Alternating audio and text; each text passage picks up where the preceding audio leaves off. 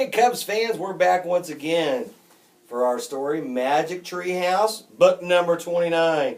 A big day for baseball. Today we're going to talk about Chapter 6, Go. Here we go. Hey, shouted Jack, give that back. Jack had to get his cap, but first he had to get rid of the ball he was holding. The Dodgers bat boy at home plate held up his glove. Jack hurled the ball towards him, but his throw didn't go very far. It nearly hit the umpire at first base. The umpire yelled at Jack. So did some fans. Jack was in shock. He didn't know what to do. He looked around for the kid who had stolen his cap, but the kid was gone. The umpire shouted something to a security guard on the sidelines. The guard started toward Jack. Jack began running along the outfield wall toward the dugout. He had to get Annie. They had to get back to the ballpark. Jack didn't see Annie in the Braves dugout, so he dashed inside the clubhouse. He grabbed his bag and threw it over his shoulder. Then he looked around wildly. No one was there. "Annie! Annie!" Jack yelled. "What?" she called back. Jack tore around the corner. He found Annie filling water jugs in the kitchen area. "We have to go!" cried Jack. "Some kid stole my cap. A security guard is after me." "Oh no," said Annie. The door to the clubhouse banged open. Annie rushed over to Jack. She pulled off her magic cap and placed it on his head. Then she hid behind the door. The guard and the clubhouse manager came around the corner. "Hello, kid," the guard said, nodding at Jack. He was the same guard who would have brought them to the ballpark. "Hello," said Jack. Annie's cap made him feel calm and confident again. "Did you see a young boy come in here?" "A young boy?" Jack asked. "Yeah, a skinny kid wearing glasses. He was trespassing on the baseball field." "Oh, no, sir," said Jack, shaking his head. "I didn't see any skinny little guy like that." "Okay," the guard turned to the clubhouse manager. "Let's just go check outside." As they turned to go, the manager spied Annie behind the door. "Hey, what are you doing in here, missy?" he said. "I'm a bat boy," said Annie. "No, you're not. You're a little girl," said the manager. "You can't be in here," shouted the guard. "We'll lose our jobs." "Wait," said Jack. He pulled off the magic cap and he tossed it to Annie. She put it on and looked up. "See, I'm a bat boy," she said.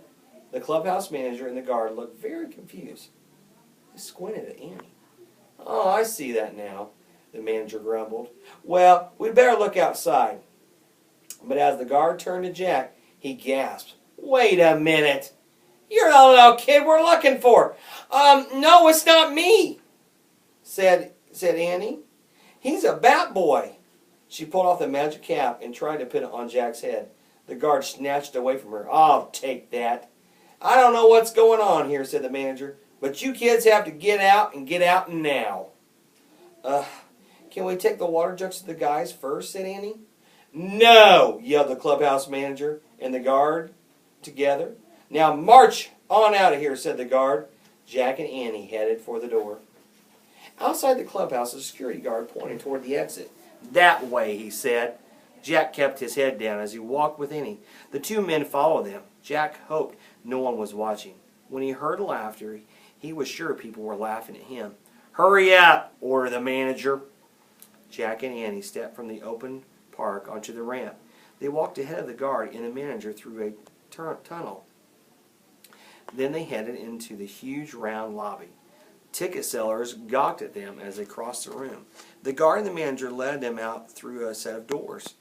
Outside on the street, Annie stopped and looked at the manager. "Sir, remember—" "Keep going," the guard said. "Remember when you said, 'Good job, boys'?" Annie said, "That was us." The manager just ignored her. "Go," he said. He pointed down the street. "And don't ever come back here anymore. Never again." Chapter 7, Shortcut to a Good Place. As Jack and Annie started down the sidewalk, the wind picked up. But the wind didn't matter much anymore, Jack thought. "That wasn't fair," said Annie. "We worked hard." "Oh, who cares," said Jack. He felt sick. A wonderful day had turned terrible. Morgan's plan was a big failure. They hadn't learned anything about being great baseball players. "We just can't leave now," said Annie. "What about Morgan's rhyme?" "We have to give fly ball away, and we can't do that until we hear the final score." Jack looked back. The guard and the manager were still watching him. "Well, we can't stay here," he said, "or anywhere near here. Come on." They rounded the stadium at the corner of Civilian Place and Bedford Avenue. At that moment, two kids were racing down Bedford. They bumped right into Jack and Annie. "Oh, oops!" the kids cried, nearly falling down the pavement. "Oh, sorry," said Jack. "Olive? Otis?" said Annie. "I can't believe it," said Jack. "Crashing into you by accident," said Annie. "No accident," said Olive. "We came back to look for you." "We saw you from under the gate," said Otis. "Jack changed before his eyes," said Olive. "One minute he's tall, then he's short. One minute he can throw, the next he can't." "One minute Andy's a big boy," said Otis. "The next he's a little girl." "Not that little," said Annie. The twins laughed so hard they nearly fell down. Annie started laughing too. Then Jack joined in. He couldn't help it. "What happened to you?" said Olive. "It's just hard to explain," said Annie. "Really hard," said Jack, still laughing. "You changed like magic," said Otis. "You're right," said Jack. "Just leave it at that."